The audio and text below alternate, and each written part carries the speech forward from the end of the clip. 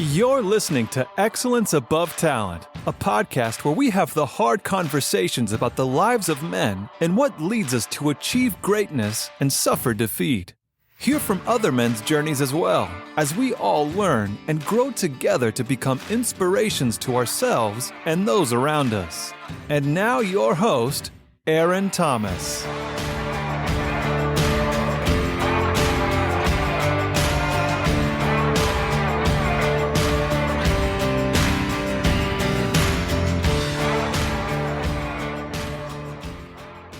What's up, my beautiful people? Aaron Thomas with Excellence Above Talent.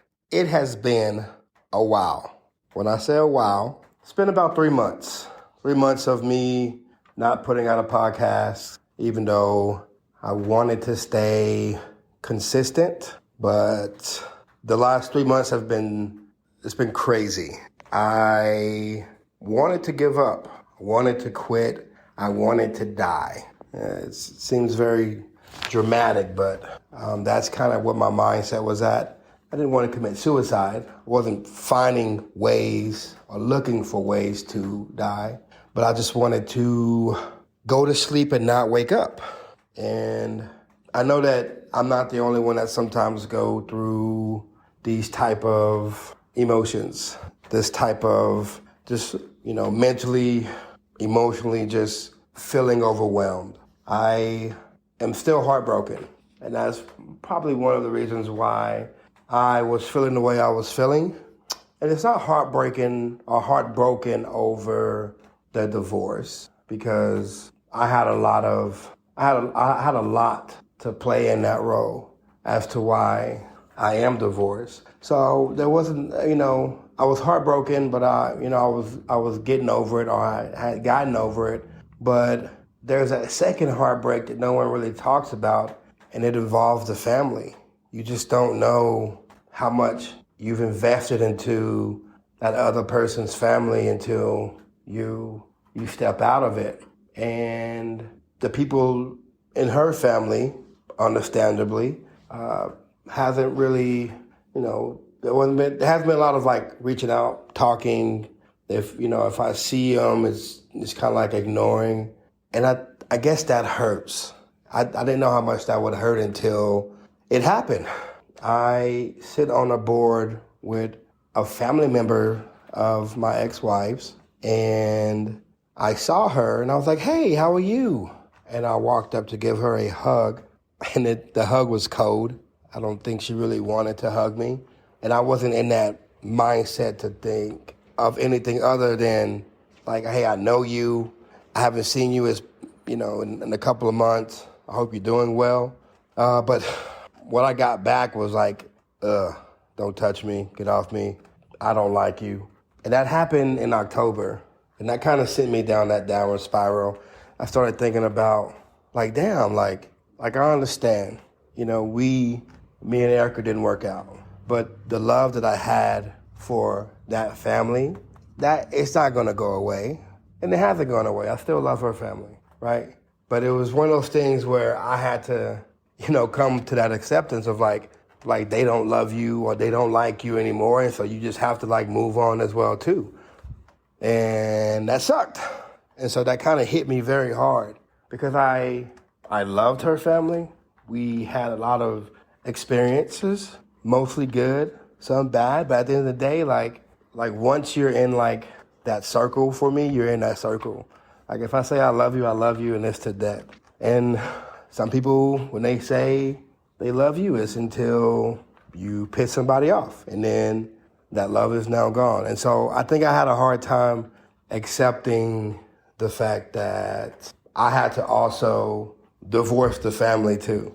If I see them in the streets, I will say hey to them, but there won't be a catching up.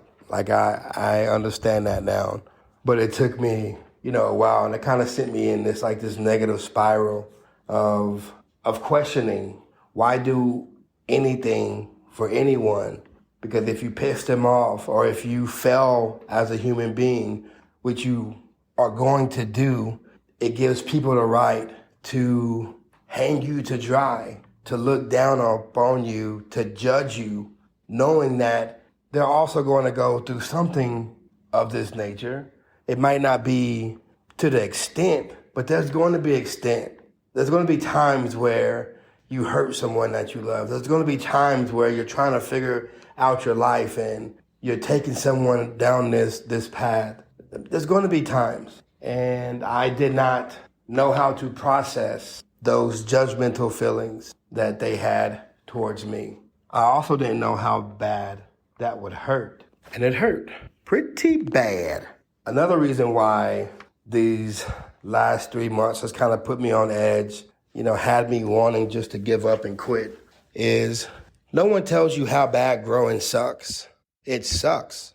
Getting up each and every day, trying to find your weaknesses, putting them on a platter, looking through them, picking out the things that you want to try to fix and you want to try to be better at.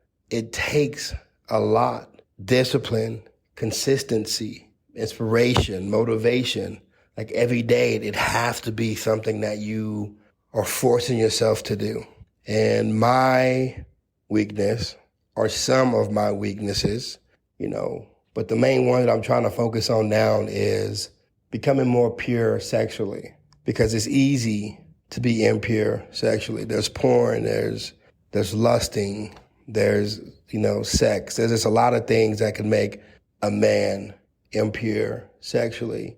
And I'm looking back on my life and understanding that a lot of the drama, if not most of my drama that has occurred in my life, was around something sexual.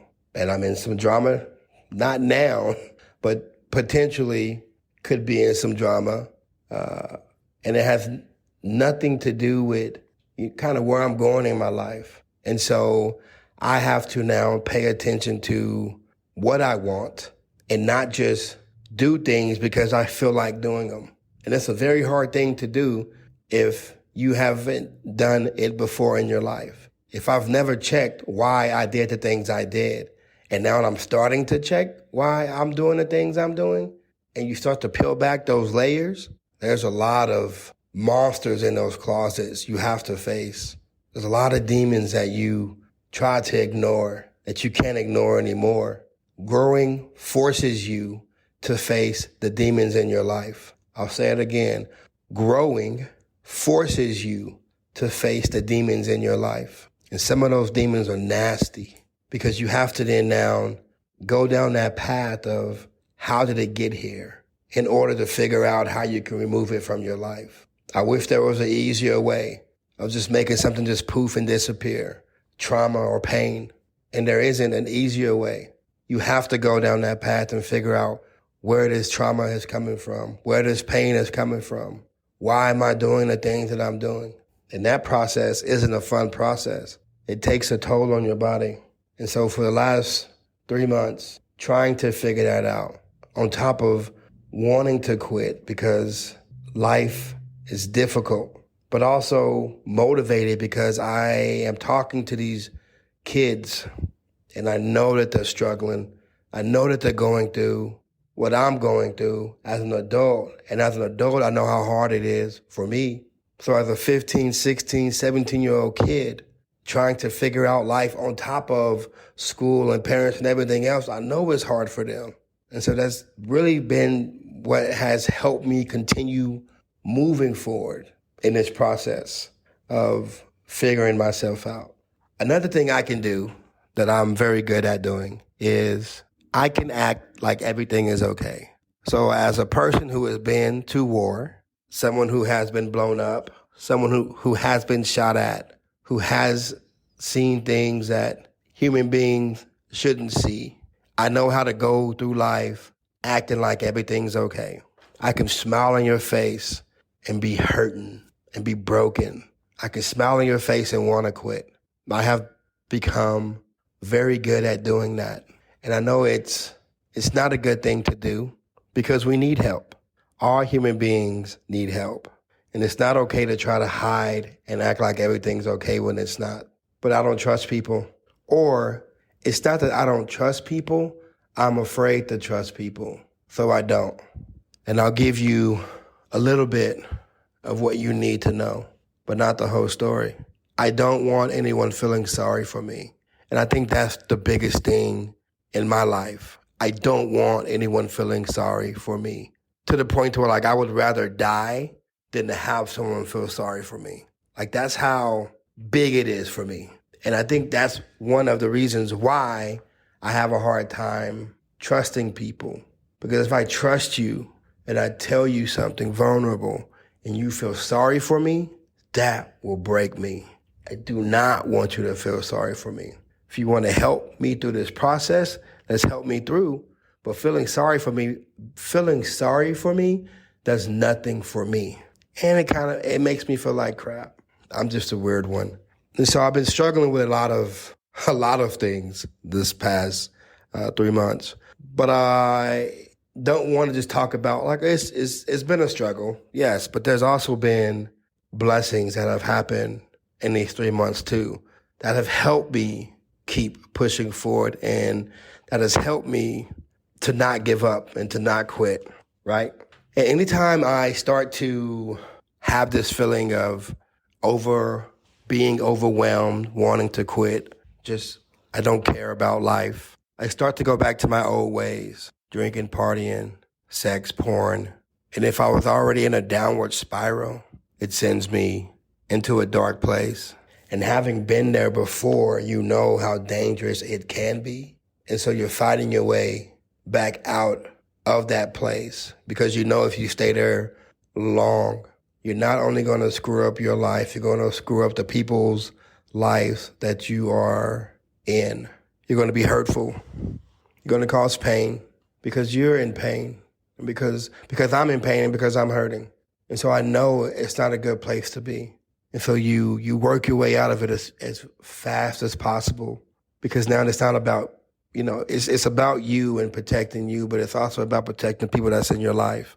And then on top of that, I've had people, moms and, calling me like, hey, mentor my son. And I'm like, bro, you don't even understand. Like, I don't feel worthy is my thought process. I don't feel worthy to be able to sit at the table with your son and tell him about life. And because I don't feel worthy, because I don't feel enough, I don't. So it was a struggle when people are, and it's not just one. Y'all, there's a lot of people that have been asking me about mentorship. And the crazy part is I'm very good at mentoring like young men, because how I'm talking and speaking to y'all on this podcast is how I speak to these kids. I don't sugarcoat anything. I understand that they're struggling and they're going through it, and that some people will try to act like they've never gone through it, or they're not even going through it to this day. And we know that that's not true. We know that as human beings, we're going to be struggling with something in our lives. It might not be what I'm struggling with, but there's something that you're struggling with, and what I'm struggling with and what you're struggling with doesn't make it a difference. It's still a struggle. And I have conversations about this struggle. I'm not going to say great. Calm down, AA Ron. I am a good mentor. I know what to say, when to say it, how to say it. And I've had success in my life dealing with kids. And I also know what it is that God is calling me to do. And I think it's starting to feel real. And in these last 3 months, I have been running from what I need to do. And so on top of everything that I've been feeling and going through and trying to figure out, there's this pressure of you have to start a mentor program. Doesn't have to be a big one, 5 to 7 young men. You can find people that sponsor them, 16 weeks, pour all you have into these kids. Have fun doing it at the same time. And I'm fighting that because I'm thinking about everything else besides just operating in my gifts. I'm thinking about, where am I going to get the money from? What location? What building? How am I picking up these kids? Will I have someone else that'll be with me, working with me with these kids. What does that look like? How does that look like? There's just all of these things pop into your head, and it becomes overwhelming. And on top of that, you have mothers calling you saying, do you have a program? Can you mentor my son? And on top of that, not feeling like I'm worthy enough or that I'm not enough to mentor their son. What do they see in me? So these past 3 months have been a bad toll, a mental battle, because I know what I want to do. I know what I need to do. It's about now putting forth the effort to do it and letting what plays out, but at least do my part and play my role, right? So I don't know. There might be somebody not going through the exact same thing I'm going through, but life has overwhelmed them. They're trying to figure out the steps to take in order to help them live their best life.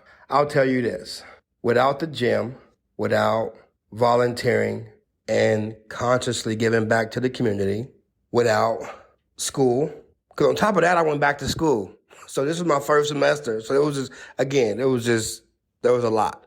Without school, without the gym, without consciously giving back to my community, I do not know that I would be sitting here today. And so I know that has been something that has helped me out tremendously. And then there has been people in my life that would just check in every so often. And that feels good.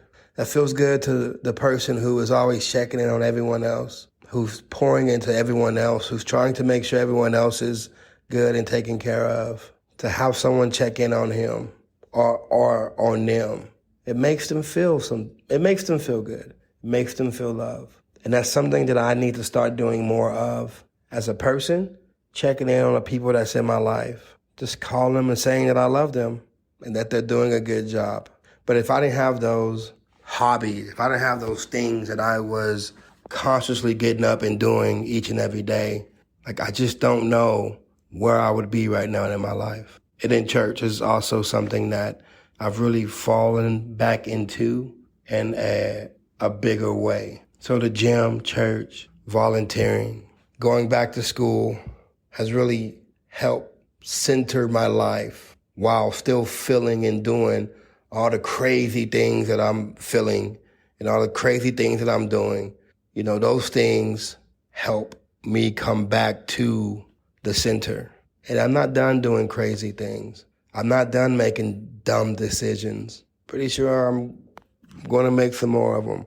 But what I do know is I would rather make dumb decisions, trying to live my best life, than to not make no decisions at all because I'm scared to live life. So I'm in this process of I'm going to do, and I'm not going to care what anyone says or think about me. I'm just going to do, and I'm going to do, and I'm going to do. And from out of that doing, whatever comes from that is what it is. And if nothing comes from it, then I'll stop doing that and start doing something else. But all I know is, as a man in my life, I just can't be sitting still. And there was a lot of sitting still and thinking that happened this last 3 months. Not a lot of doing. And I now know that I can think until I'm blue in the face. If I don't put actions to my thoughts, I'm not going to feel good about my life because I know what I should be doing and I'm not doing it. I'm only thinking about it. So your boy is back. I'm going to be putting out this podcast weekly. I'm going to have guests, a young man that I've worked with. Super proud of him. He came from Florida with nothing, and now he has a good paying job, and he's doing, great things, right? Single dad, has a kid. He's taking care of the kid, and he has really made an impression on me. So I'm going to be trying to get him next week for sure, so we can just sit down and kind of have that conversation of how he got to where he is. So yeah, I'm back. We here, ready to make it happen. And, hopefully the ones that listen to the podcast, I hope you stayed, and hopefully we get new people to come in and Join the conversation. Let's find ways to be better as human beings, as men in our society. So, if anyone hasn't told you today that they love you, let me be the first to say I love you. You're awesome. You're amazing. You deserve the best that this world has to offer. Do not give up. Do not quit. The world does not get easier, but you get stronger. Y'all be blessed. Thank you for listening. Be sure to subscribe to the podcast so you never miss an episode. And for daily, motivational, and up-to-date content, follow us on Facebook and Instagram at Excellence Above Talent. And remember, keep moving forward, never give up, and you are never alone in this battle. We'll see you next time.